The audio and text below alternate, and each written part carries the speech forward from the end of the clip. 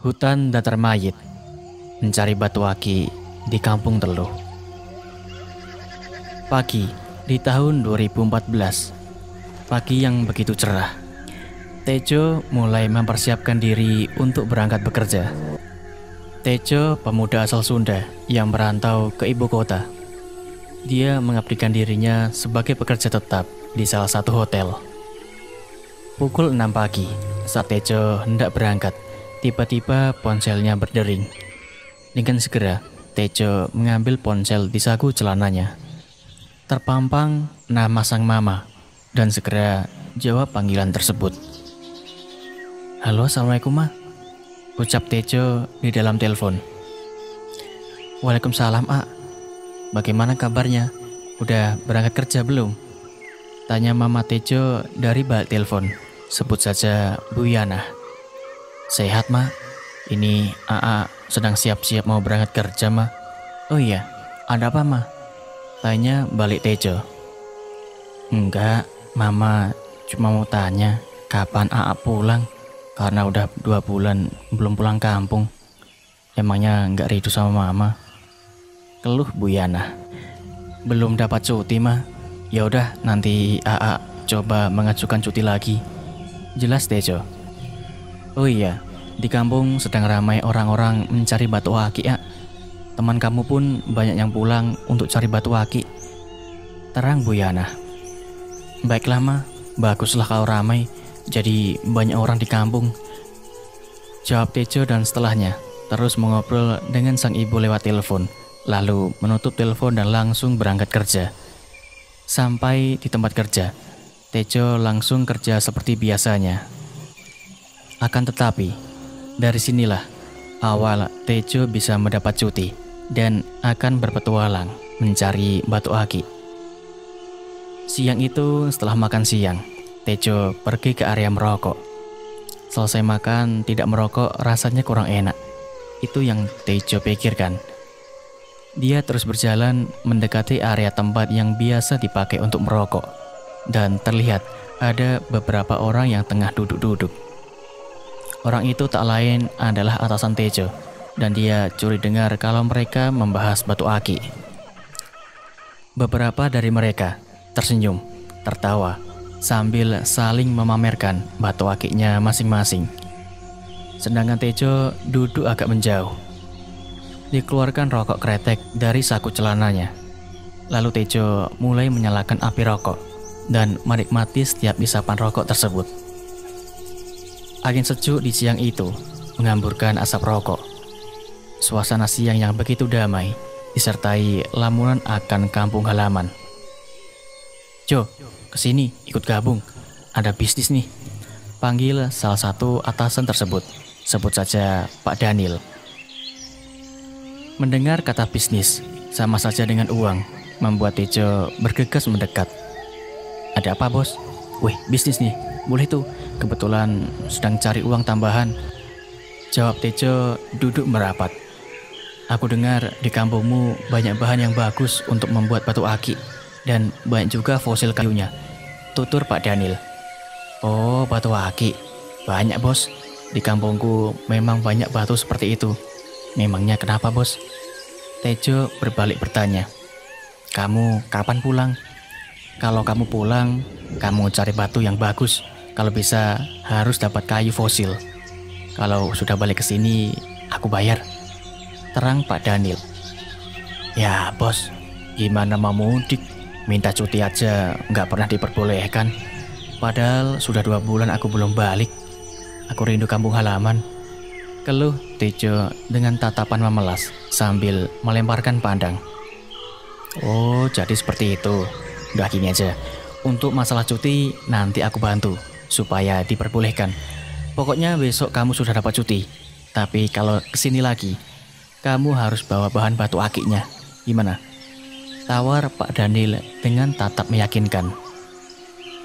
Tejo pun diam sejenak, berpikir, nah kebetulan sekali. Dari hal tersebut, ada kesempatan untuk agar bisa pulang. Akan tetapi bingung soal uang. "Boleh bos, tapi perlu waktu untuk mencari karena harus ke hutan. Minimal membutuhkan waktu cuti selama 2 minggu supaya dapat batu yang bagus, tutur Tejo. Tapi bos, belum gajian. Harus ada uang untuk mudik dan buat keperluan selama di kampung. Selanjutnya meringis. Dasar mata duitan. Bilang aja perlu duit, pakai alasan segala. Keluh Pak Daniel. Ya udah, untuk masalah duit dan cuti itu urusan gampang. Nanti aku kirim. Dan kalau batunya bagus, nanti ditambah. Imbuh Pak Daniel. Pak Daniel menepati janjinya. Tejo langsung dapat cuti dan esok Rabu langsung pulang ke kampung halaman. Akan tetapi ada hal yang membuatnya kaget. Kala lihat notifikasi ada uang masuk dari Pak Daniel dengan jumlah yang lumayan besar, hampir setara dengan gajinya sebulan. Buset, ini orang niat banget sampai kirim uang sebanyak ini. Berapa banyak batu akik yang harus aku bawa? Gumamnya. Bodoh amat lah, urusan batu bisa dipikir di kampung. Yang penting dapat cuti dan bisa kumpul dengan keluarga. Lanjutnya, Rabu pagi Tejo bersiap pulang. Setelah semuanya siap, dengan segera dia pergi menuju terminal. Konon kampung si Tejo biasa dipanggil dengan sebutan Kampung Teluh. Akan tetapi itu dulu. Untuk sekarang hal seperti itu sudah jarang dilakukan oleh warga karena terpangkas oleh zaman. 2 jam dia lalui dengan menaiki bus. Akhirnya sampailah di kampung halaman. Tejo masuk ke dalam rumah, disambut senyum sumringah oleh Bu Yana. Alhamdulillah akhirnya sampai juga, ucap Tejo mengambil telapak tangan kanan sang ibu, lalu menciumnya. Kemudian Tejo memeluk sang ibu, sembari ungkapkan rasa rindu. Bu Yana tinggal di rumah dengan si bungsu, adik lelakinya, sedangkan sang kakak perempuannya yang berbeda bapak tinggal dengan suaminya. Bu Yana menyambut Tejo bukan dengan senyum saja, akan tetapi ia sudah menyiapkan masakan kesukaan Tejo yang membuatnya langsung makan. Selesai makan, Tejo mencari rokok yang dia simpan di dalam tas. Dia mengepulkan asap rokok, membuangnya secara perlahan. Lalu secara tiba-tiba, Bu Yana menghampiri sambil memberikan segelas kopi hitam kesukaannya. Nih kopinya, kok bisa cuti tiba-tiba tanya Bu Yana duduk di ruang tamu menghadap Tejo. Iya makasih. Bisa cuti tapi ada syaratnya jawab Tejo, lalu menceritakan perihal Pak Daniel yang memintanya mencari batu akik. Oh begitu, ya udah, nanti mama minta tolong sama uak kamu untuk carikan lokasi supaya dapat bahan batu akik yang bagus, terang Bu Yana. Makasih jawab Tejo. Sehabis sisa Aa mau main ke tempat temen ya, siapa tahu mereka bisa ikut membantu, imbuh Tejo. Silahkan, tapi pulangnya jangan terlalu pagi ya, Aa baru sampai, masa tidak ada lelahnya main terus, saran Bu Yana yang tahu kalau kebiasaan Tejo kalau pulang kampung mainnya tidak kenal waktu. Pukul 8 malam, Tejo berangkat ke rumah temannya. Jarak antara rumah Tejo dengan rumah yang dituju sekitar 20 menit berjalan kaki. Baru beberapa langkah dari rumahnya, Tejo dikagetkan oleh sekelebat bayangan. Dia berhenti sejenak, namun sosok yang dia pikirkan seekor kucing tiba-tiba menghilang. 20 menit berlalu, sampailah Tejo di rumah temannya. Tampak ada beberapa orang tengah duduk, minum kopi, merokok, dan ada juga yang asik bermain gitar. Biasanya mereka kumpul di rumah Tejo. Alasan mereka kumpul di sini karena tak tahu kalau Tejo pulang kampung. Sebut saja teman-temannya dengan nama dukun, Erwi, Bono, dan satunya lagi bernama Cici. Rumah dukunlah yang mereka pakai untuk berkumpul. Alasan Tejo memanggil kawannya dengan sebutan dukun karena bisa melihat makhluk yang tak kasat mata, serta orang yang paling berani di antara mereka jikalau ada hal yang dikiranya ganjil. Bono, orang pertama yang melihat Tejo, langsung menyapa. Weh, ada bos hotel pulang nih. Mana nih oleh-olehnya? kenapa nggak beri kabar di grup sih kalau mau pulang? Datang tamu bukannya disuruh masuk, atau disediakan kopi mah dipalak minta oleh-oleh. Kalau memberi kabar, yang ada rumahku jadi berisik karena ada kalian, ketus Tejo. Kemudian Tejo pun duduk dan terjadilah perbincangan. Mulai dari hal penting sampai hal tak penting. Setelahnya Tejo membuka topik mengenai batu aki. Gak ada singkong goreng nih, celetuk Tejo sambil melihat ke arah lantai. Bawel, sabar, nanti juga banyak makanan, ketus dukun. Nah gitu dong. Oh iya cuy, kalian tahu nggak lokasi supaya bisa dapat bahan batu akik yang bagus? Dan kalau bisa fosil juga? Tanya Tejo mulai serius.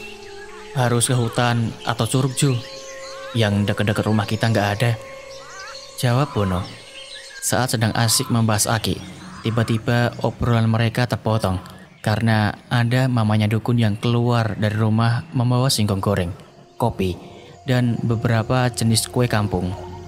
Alhamdulillah, rezeki anak soleh memang ada aja, celetuk Tejo. Dasar perut karet, dapat makanan gratis senangnya minta ampun, sindir dukun. Yaudah ayo lanjut lagi pembahasannya, seru Tejo diiringi tertawa. Iya bener nih kata Bono, sudah susah kalau deket-deket sini, sahut Cici. Emang gaji di hotel nggak cukup sampai ikut-ikutan cari batu, sindir dukun. Bukan gitu Kun, aku bisa cuti ya karena aku janji kalau habis cuti aku bawa oleh-oleh batu aki, jelas Tejo. Yang cari aki bukan dari kampung kita aja Ju, banyak orang luar kota berburu batu di sini. Tuh si Bono sama si dukun sampai nekat cari batu di Curug Tapa, bahkan sampai menginap, terang Erwi. Saat Erwi menerangkan kalau Bono dan dukun mencari batu sampai ke Curug Tapa, ekspresinya sambil tertawa, seolah ada kejadian seru yang menimpa keduanya. Karena Curug Tapa yang jauh dari kampung mereka terkenal dengan keangkerannya. Ah emang sial, kapok dah aku kalau harus ke situ malam-malam, apalagi harus menginap lagi di sana. Sumpah, gembitnya galak-galak dan aneh-aneh, teriak Bono. Kamu aja yang penakut, lagian dibilangin jangan kencing di bawah pohon besar malah ngeyel, kencing di situ, gerutu dukun. Aku kan kebelet, lagian kamu nggak menemani aku kencing, geram Bono. Untung aja titikmu nggak dicopot, sindir Erwi yang langsung memecah tawa di antara mereka. Mending kamu minta tolong sama uamu, beliau kan tahu lokasinya, saran dukun. Iya deh, aku minta sama beliau aja, jawab Tejo sedikit kecewa. Asiknya mengobrol membuat mereka lupa waktu. Ternyata sudah pukul 1 lewat sekian menit. Tejo yang sudah berjanji dengan mamanya agar tidak pulang pagi, akhirnya berpamitan dengan teman-temannya. Aku pulang dulu ya, gak enak sama mama, aku udah janji pulang cepet, kata Tejo. Dasar anak mama, hati-hati di pohon asem, suka ada kuntilanak menggoda. Ya udah besok kita ke rumah kamu ya, siapkan sesaji yang enak untuk kita-kita, celutuk Bono. Kampret, doain yang jelek-jelek, keluh Tejo. Tejo bangkit lalu berjalan pergi meninggalkan rumah dukun. Dia terus berjalan dan setelah lumayan jauh, merasa ada mata yang mengawasi setiap langkahnya. Tejo berhenti melihat sekeliling, akan tetapi tak ada satu orang pun di jalan yang sedang dilewatinya. Ah mungkin hanya perasaanku aja, gumam Tejo dalam batinnya. Dinginnya embun mendekap tubuh, semakin dingin kala itu melihat pohon asem yang Bono ceritakan. Akan tetapi Tejo mencoba acuh dan melewati pohon asem tanpa ada rasa ragu. Tiba-tiba terdengar suara benda jatuh. Tejo terdiam untuk sesaat kemudian mencari sumber suara. Aneh, tak ada apapun yang terjatuh di tanah. Kemudian Tejo lanjutkan melangkah dengan berpikir positif kalau buah nangkalah yang terjatuh. Baru beberapa langkah, suara itu kembali terdengar. Tejo berhenti untuk sekian kalinya, mencari asal-muasal suara benda jatuh. Akan tetapi tak ditemukan apapun. Sialan, doa si Bono ternyata manjur. Ada yang mengerjaiku, keluh Tejo dalam batin. Secara perlahan, dia memutar badan ke belakang, melihat ke atas pohon asem yang baru dilewatinya. Ternyata ada sosok kuntilanak duduk di atas pohon, menatap tajam ke arah Tejo. Oh, jadi kamu yang menakuti aku. Pergilah, aku gak takut sama kamu. Geram Tejo menatap penuh emosi. Bukannya takut, sosok kuntilanak itu langsung tertawa. Tejo pun tak takut, justru tawa Kunti membuatnya semakin kesal. Dia tak menghiraukan sosok tersebut, lalu kembali berjalan pulang. Sosok itu terus tertawa, melayang mengikuti Tejo dari belakang. Tejo yang semakin kesal hanya bisa bergumam di dalam batinnya. Setannya ngajak berkelahi. Bagaimana cara ngusirnya si setan? Bodo amat lah, dengerin musik aja. Tejo mencoba tenang, mengambil ponsel di saku celananya, memakai earphone di kedua telinga, dan saat ingin menyalakan musik, ponselnya mendadak mati kehabisan baterai. Pas malam ini pakai digoda sama Neng Kunti segala. Ya udahlah, nikmati aja tawa si Kunti yang mengesalkan itu. Kalau Tejo masih terus berjalan. Tejo pun terus berjalan, diiringi tawa kuntilanak yang membuatnya merinding. Akan tetapi, Tejo terus memberanikan diri sambil menikmati setiap tawa yang terdengar di gendang telinganya. Tejo menerawang jauh, mengingat apa yang pernah disarankan oleh sang guru mengaji. Kalau hantu sejenis kuntilanak atau pocong hanya bisa menakuti aja, nggak bisa menyakiti fisik seseorang. Karena hantu jenis mereka bisa dibilang lemah, dibuat santai aja, nggak usah takut. Lama berjalan, akhirnya sampai di depan rumah. Namun terdengar suara geraman seekor harimau. Suara yang berasal dari sebelah kanan membuatnya perlahan melirik ke sumber suara. Tejo kaget panik karena sosok harimau yang menggeram ada di sampingnya. Matanya mencari keberadaan kuntilanak yang sedari tadi menggoda. Namun sosok itu tak tampak, seakan takut dengan keberadaan sosok harimau. Astagfirullah, apalagi ini? Kenapa ada harimau tersesat sampai rumahku? Udahlah, seperti itu. Si kuntilanak menghilang tanpa jejak, gerutu Tejo dalam hati. Tejo mencoba tenang. Dia mulai berpikir bagaimana caranya agar bisa menghadapi harimau itu. Kalau lari, dia mengejar. Pastinya lari harimau lebih kencang dan bisa saja memakanku. Kalau teriak, sang harimau pasti menatap marah. Sial, serba salah nih. Malam ini benar-benar sial. Mungkin besok harus mandi kembang. Harimau itu hanya diam, sambil menggeram menatap lurus ke depan. Walau harimau itu tak mengusik, tetapi Tejo ketakutan. Dia menyadarkan pandangan mencari balok kayu atau semacamnya, hanya untuk berjaga-jaga jikalau harimau itu hendak menerkamnya. Setidaknya aku mencari perlawanan terlebih dahulu, pikirnya sambil terus mencari. Namun nasib sial masih menyertainya, karena tak ada apapun yang bisa digunakan untuk melawan harimau itu. Dari sini Tejo merindukan sosok sang kuntilanak yang mengganggunya, karena bagaimanapun juga diganggu kuntilanak lebih baik daripada diganggu oleh harimau.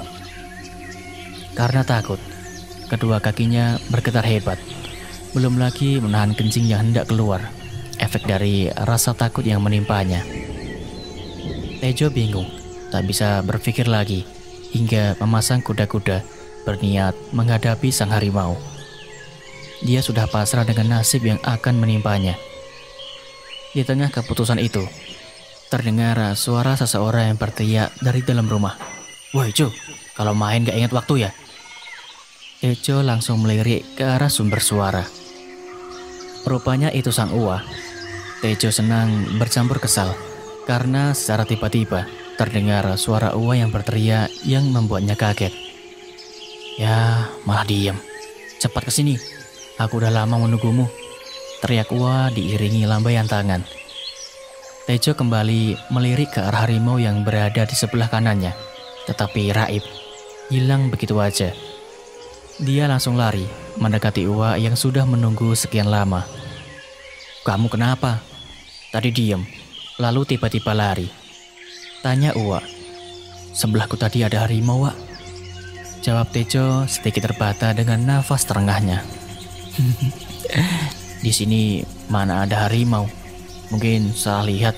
Lagian lelaki kok penakut," sindir Uwa disertai tertawa.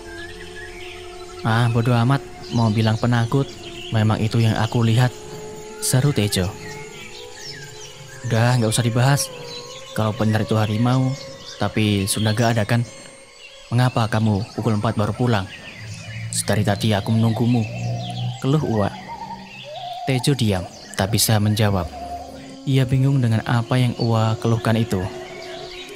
Karena penasaran, Tejo langsung masuk ke dalam rumah, melihat jam dinding yang menunjukkan pukul 4 pagi.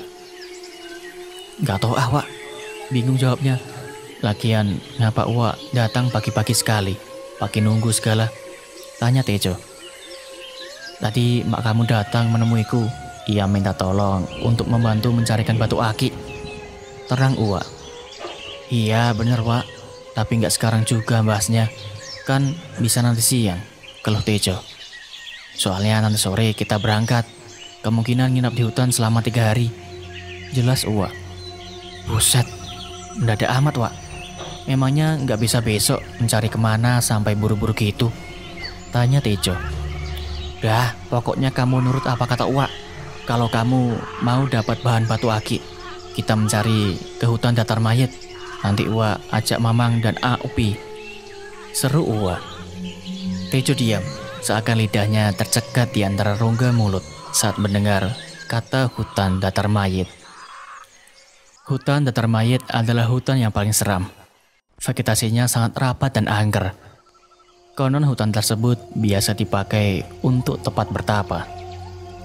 Ada pula orang-orang datang ke hutan itu dengan niat ingin belajar ilmu teluh, atau yang bisa kita kenal dengan istilah santet.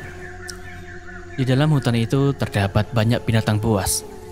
Hanya segelintir orang aja yang berani masuk ke hutan datar mayat.